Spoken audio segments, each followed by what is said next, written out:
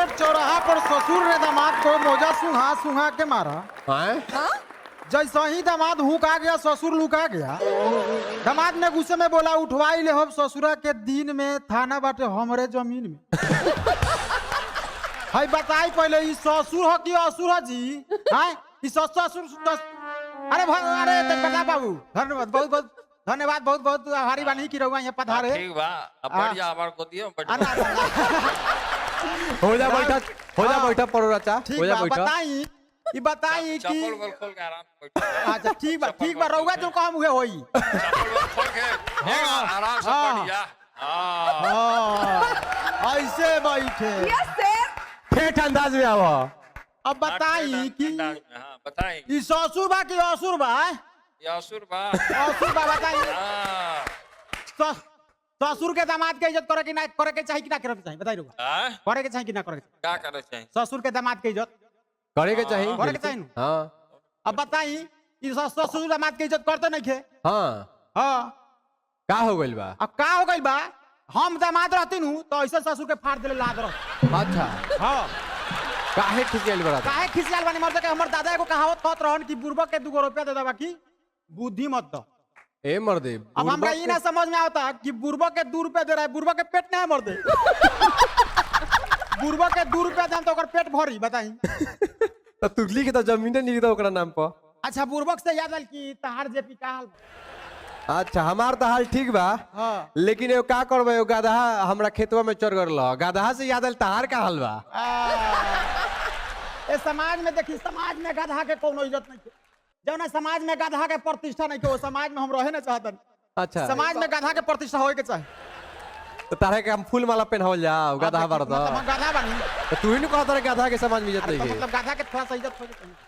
अब बताई ई खबर आ गइल बा एगो और खबर हम पढ़ता नहीं पेपर लबर खबर छाप देता एगो बा एगो खबर छपले बा लैला ने मजनू को दिया धोखा।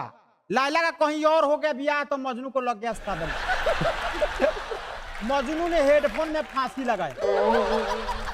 मजनू खिसिया के मरने से पहले बोला कि याद करो जहिया कुंवार रहलू पियवा से पहले हमार रहलू।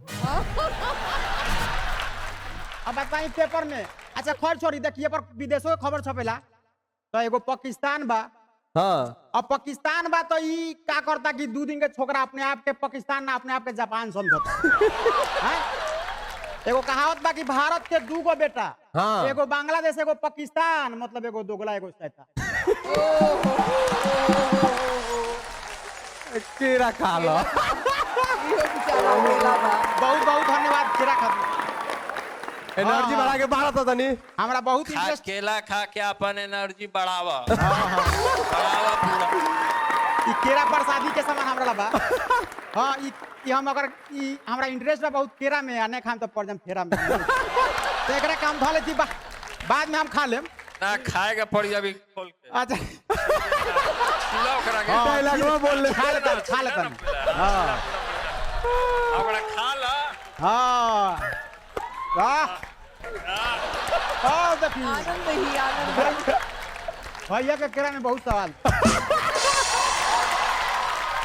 भारत बाटे गंगा के देश भैया। हाँ गलती को हम तो जूता से मरिएगा। भारत बाटे गंगा के देश आ एकनी के एगो भीख मांगा के देश एगो भूखा नांगा के देश। और बच गलवा चाइना। हाँ गांव में देखिए एगो ऐसा लड़का जरूर होई जबले उ पिटाई ना तबले चैन से खाई ना उहे बाटे चाइना। सही बात बा। कि तीनों देश दुनिया के का दी का दी कोरोना ने तो आतंकवाद दी। वाह वाह बाकी जे जैसन कहले बा वैसन भोगले बा आ तीनों के तीनों दोगले। अरे बाप रे बाप। अच्छा तो तोहार माने का टेंशन पटीदार से तो तोहार पूरा पटीदार के तो हमर नामे मतलब पटीदार से हम परेशान बनी भैया। हाँ पता बाबू हम पटीदार से परेशान बनी। काले तो देखनी कि चाय पियत रह। हाँ परेशान हो रहा था का करल जाओ। जहाँ जाता नहीं मुंह में मुरई कर देता। अब बताई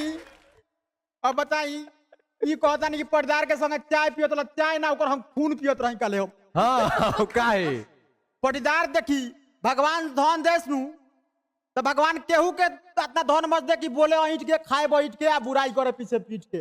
अच्छा कहे के मतलब बा कि घमंड केहू के ना होए के चाहिए। हाँ। अब तेज प्रताप बाबू के देख ली, यहाँ के इतना संपत्ति बा, समाज में मान प्रतिष्ठा बा, लेकिन घमंड 0% बा। मोबाइल में बैटरी 100% बा, लेकिन घमंड 0%। भैया की संस्कार बा, तू सीख। तारा तो हतनी से हो जाता 5000 के भैंस बेच देता तो वही में घमंड हाँ देखा भैंस से हमरा याद पड़ गई कि अपना ससुर के भैंस बेच के आईफोन खरीद लेलबा, हमरा के सिखा रहल बा।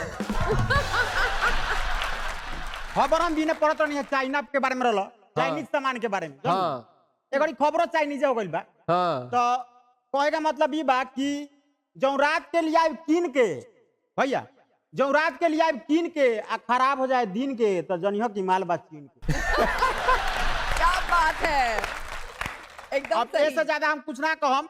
हम तेज प्रताप बाबू के प्रणाम करता नहीं। ठीक बा, चुनाव सही हमरा लड़वा के चुनाव तो अब देख रौरा हमरा दिल के बात छीने। अरे बाप रे बाप, हम बहुत खुश बानी रौरा, आशीर्वाद दी हमरा के। केलवा लेते जाता है केलवा भाई जरा। हाँ केरवा आधा छोड़ देली, पूरा खा के जाएगा बा। खा के जा। ये इतना से हमरा से सौ दी पूरा घीच रहा। ठीक बा खा। क्या बात।